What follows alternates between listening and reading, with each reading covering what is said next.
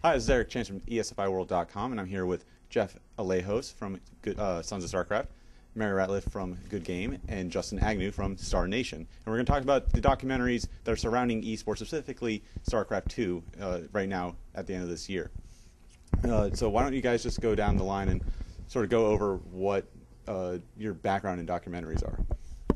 In documentary, I've done mostly work with NGOs in the third world, specifically Kenya and like the Rift Valley before now. So it's an interesting transition over to esports, which is sort of the exact opposite end of the spectrum. Yeah, I mean, I don't know specifically what you're looking for, but that's pretty much what we're looking for. All right. Mary? Basically, I've got a pretty varied background when it comes to filmmaking. I've done a lot of narrative work recently, but I did do quite a bit of documentary work back in the early 2000s, and in 2002 I did a documentary about cosplayers that dress up in costumes at anime conventions.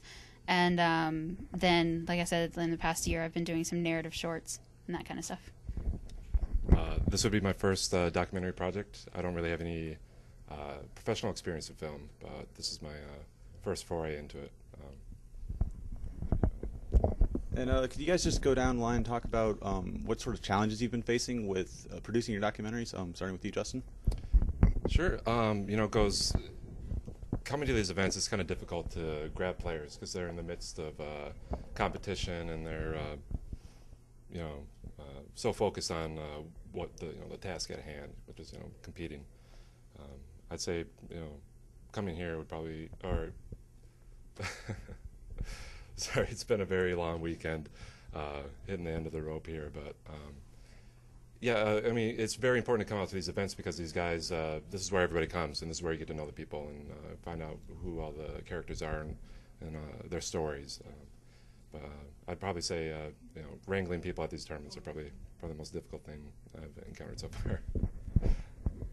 I'd say that probably one of the big things is that nobody realizes about filmmaking in general is that we actually, our standard day is always over 12 hours. And at one of these events, our standard day is going to hit 16 to even sometimes 18.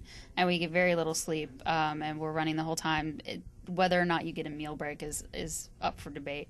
So it's the kind of thing where at the end of the weekend, everybody always says, "Oh, filmmaking's so great. Oh, you must be having so much fun going to all these events." Like somebody threw out the term esports vacation one time, and no, you're working. It's not a vacation. yeah, it's not at all. It's you're working a lot, and I've been lucky enough that I've had an amazing crew, and I'm sure that Justin has had the same experience. Like, my crew supported me so much, but having to look at these guys and be like, I know that you've been running for 16 hours, but I've got 5 minutes for you to get something that normally would take you a half hour, and you're just gonna have to do it. And so, luckily they've hustled for me, and it's been fantastic. But it's a hard road.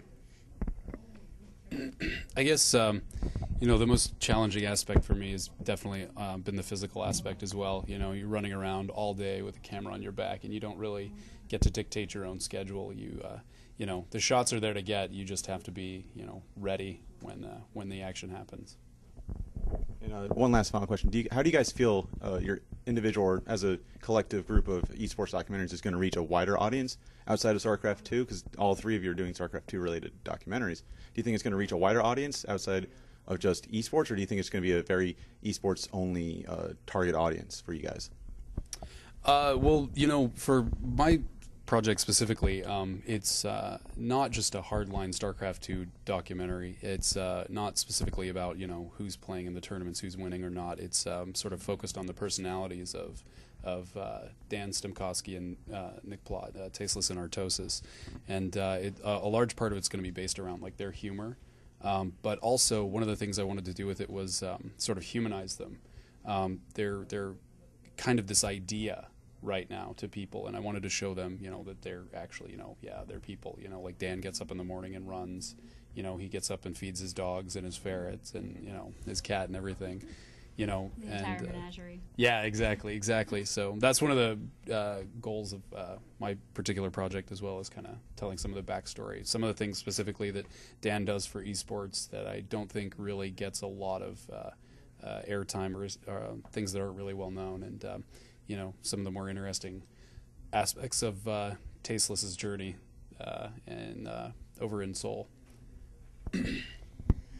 I guess for us, from the beginning, the very first German idea of this was how to introduce StarCraft 2 as a professional career to an outside audience. So that's been on my mind from day one. And so a lot of, I'm doing a lot of things where we ask about stuff to try to relate things back to something that people are more familiar with. So we might sort of ask them about how this compares to a traditional sport, like how the fans might be different from football fans or something like that.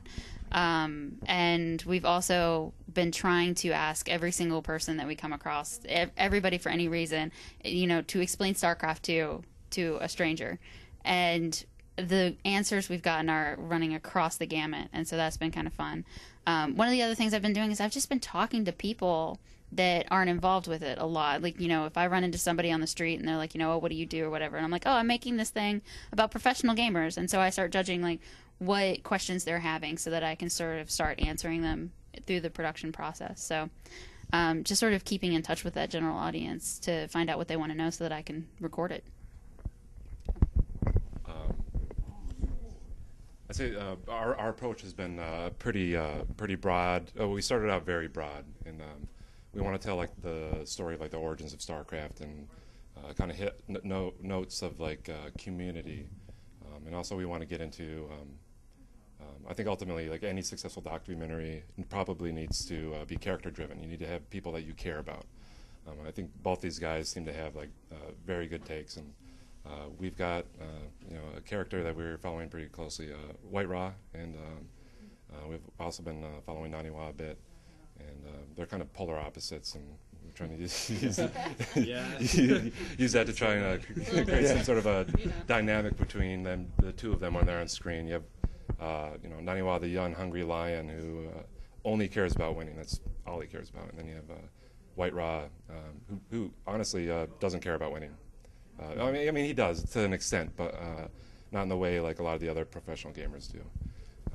He seems to care more about like people. And we're also following a couple of underdog stories, people that nobody knows about.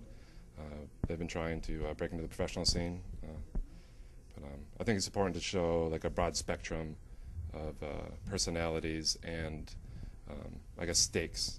What's at stake for these guys? What happens when they win or lose, and what are the consequences of losing, and what are the rewards for winning?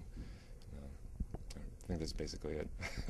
We have to get into the editing room to find out. Yeah, exactly. Like that's one of the things is that with documentaries, like people ask me a lot about what it's going to be about and what it's going to contain, and we've got at this point. I haven't actually added it up because I'm terrified to find out, but we probably have about 40 to 50 hours of footage already. So you don't know what 90 minutes of that footage you're going to have until you're done, until it's actually up on a screen in front of somebody, and even then it might change. So. Mm-hmm. Well, unfortunately, that's all the time we have, but we look forward to seeing you guys at future events, future parties and stuff like that when we see you in the esports community. So we can find you all on Twitter. We'll put those in the graphics right below, right here. And that's it for now. This has been ESFIworld.com. Thank you for watching.